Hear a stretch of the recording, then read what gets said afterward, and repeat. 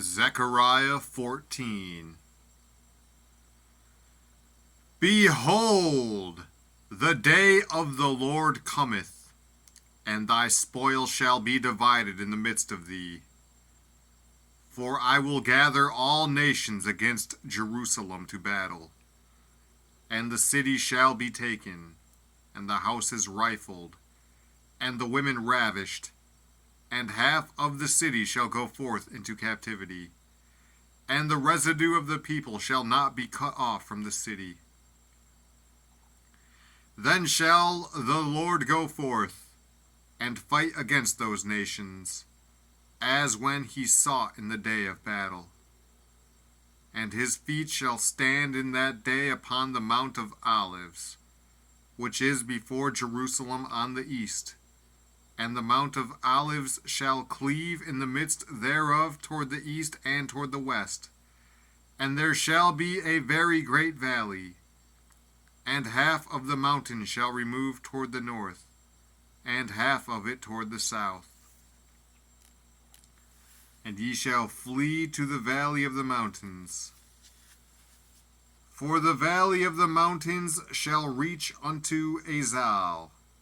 Yea, ye shall flee, like as ye fled from before the earthquake, in the days of Uzziah king of Judah. And the Lord my God shall come, and all the saints with thee.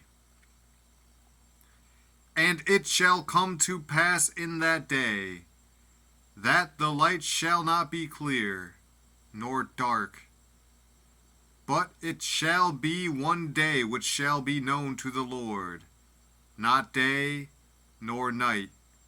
But it shall come to pass, that at evening time it shall be light.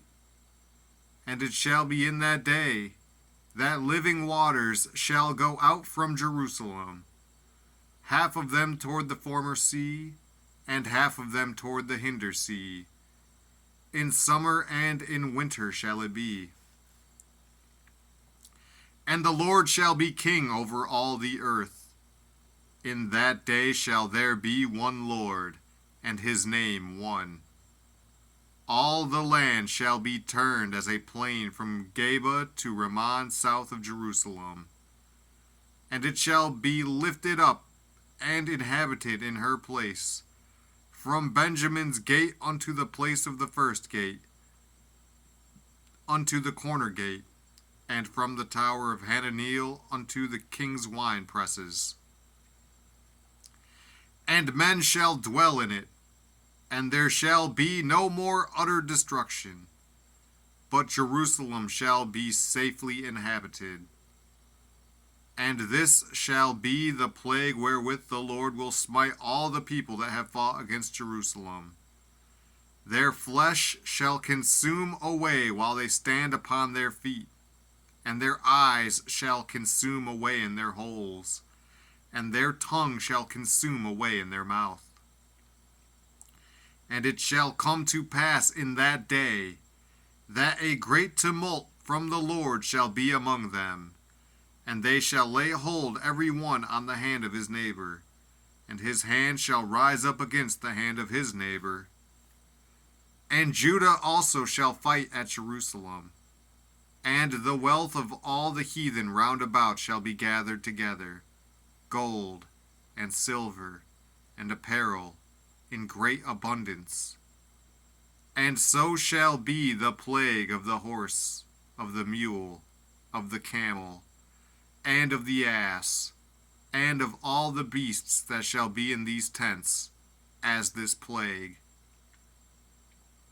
And it shall come to pass, that every one that is left of all the nations which came against Jerusalem shall even go up from year to year to worship the King, the Lord of hosts, and to keep the Feast of Tabernacles.